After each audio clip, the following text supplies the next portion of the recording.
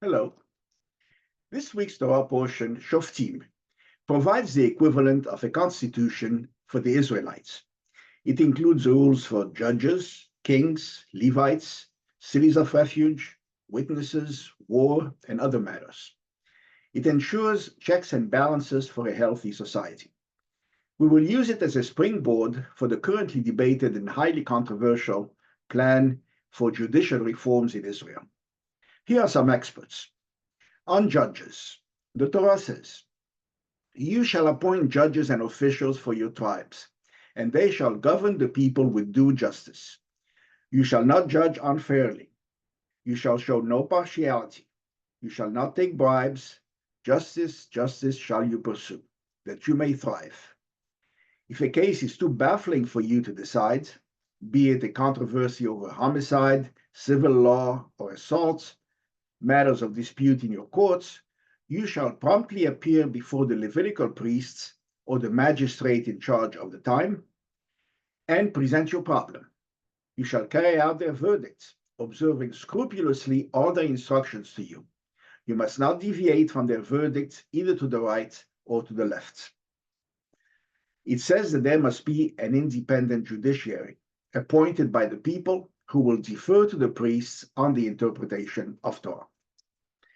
On the king, the Torah says, "You shall be free to set a king over yourself, one of your own people, not a foreigner who is not your kin. He shall not keep many horses and not have many wives, lest his heart go astray. Nor shall he amass silver and gold to excess. When he is seated on his royal throne, he shall have a copy of this Torah written for him on a scroll by the Levitical priests. Let it remain with him, and let him read it all of his life, so that he may learn to revere the Lord his God, to observe faithfully every word of this teaching, as well as these laws. Thus he will not act haughtily towards his fellows, or deviate from the instruction to the right or to the left, so that he and his descendants may reign long in the midst of Israel." Thus, the king must not place himself far above the people, must not be out of touch with the people, and must always be guided by the Torah. On the Levites, the Torah says, "The Levitical priests, the whole tribe of Levi, shall have no territorial portion with Israel. They shall live only off the offerings to God, the first fruits of your new grain and wine and oil, and the first shearing of your sheep." So the priests were a kind of legislature, there to interpret the Torah, and were a precursor to the Talmudic Sanhedrin.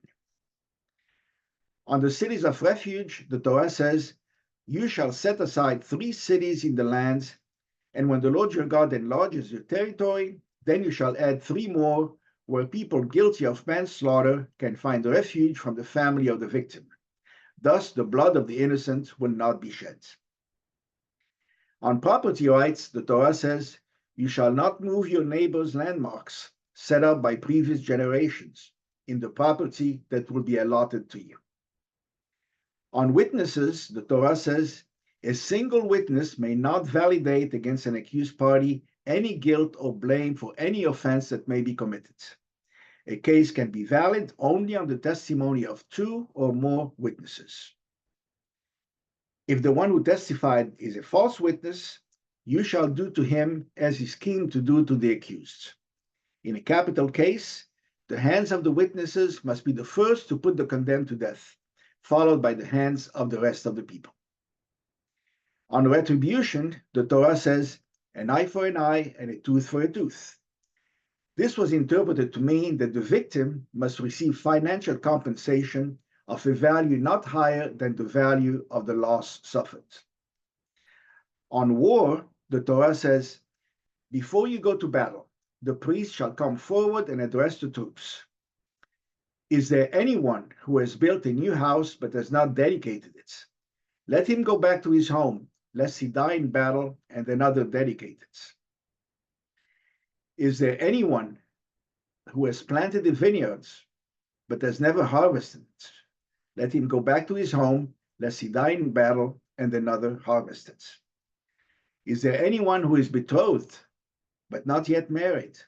Let him go back to his home and get married, lest he die in battle and another take his betrothed as his wife. The officials shall address the troops and say, "Is there anyone afraid and disheartened? Let him go back to his home, lest the courage of his comrades flag like his. When you approach a town to attack it, you shall first offer it terms of peace. When you have to besiege a city to capture it, you must not destroy its trees." Thus, humanitarian matters must be considered when resorting to war. How can we apply all this to the currently proposed judicial reforms in Israel? Here's a summary of them. First, reasonableness. Currently, the Israeli Supreme Court can reject any government action it deems unreasonable. It alone determines the meaning of the term. The proposed change is to abolish the reasonableness criterion. It is subjective. This was recently passed by the Knesset, but the Supreme Court itself rejected it. Judicial selection. Currently, a committee of 9 selects all judges. It includes 3 serving Supreme Court justices, 2 Israeli Bar Association representatives, 2 Knesset members, and 2 government ministers. A majority must approve ordinary judges, but 7/9 must approve Supreme Court judges. This means that the 3 Supreme Court judges can block any Supreme Court candidates. The proposed change is to have a committee of 11 with 7 members being part of the government. Judicial review. Currently, there's no limit on the power of the Supreme Court. The proposed change is the Supreme Court may not invalidate a basic law, and an 80% majority is required to invalidate legislation passed by the Knesset. Knesset override. Currently, nobody can overrule the Supreme Court. The proposed change is the Knesset can overrule the Supreme Court with a simple majority. Legal advisors to government ministries. Currently, they're independent authorities. The proposed change is to make them political appointees whose opinions are non-binding. The proposal shifts the balance of power towards the legislature and executive branches and away from the courts. The right accuses the Supreme Court of judicial activism because they strike down government actions and do not base their rulings on a constitution, since Israel does not have one. The left attack the judicial reform proposals as undermining democracy. Let us now compare the ancient Jewish Sanhedrin, the Israeli Supreme Court, and the US Supreme Court. Israel has its legislative and executive branches roughly mixed, but its judiciary is independent. In ancient Israel and the US, the 3 are independent. The Sanhedrin based its rulings on the Torah. The US Supreme Court bases its ruling on the Constitution. Israel has no constitution, so the Israeli Supreme Court bases its ruling on a set of basic laws voted by the Knesset and which do not cover everything. The Sanhedrin picked its own members to ensure continuity in Jewish law. The Israeli Supreme Court can effectively block any candidate member they do not approve. The US Supreme Court does not pick its members. They must be nominated by the President and approved by the Senate. The Sanhedrin could not veto a government appointee. The US Supreme Court cannot either, but the Senate can. The Israeli Supreme Court, however, can veto a government appointee. For example, it rejected a minister on the grounds that he had been convicted of crimes. Here's the case. Aryeh Deri, born and raised in Morocco, founded the religious Shas party in 1984 and became very influential in politics. In 2000, he was convicted of taking bribes while interior minister and served 2 years in jail.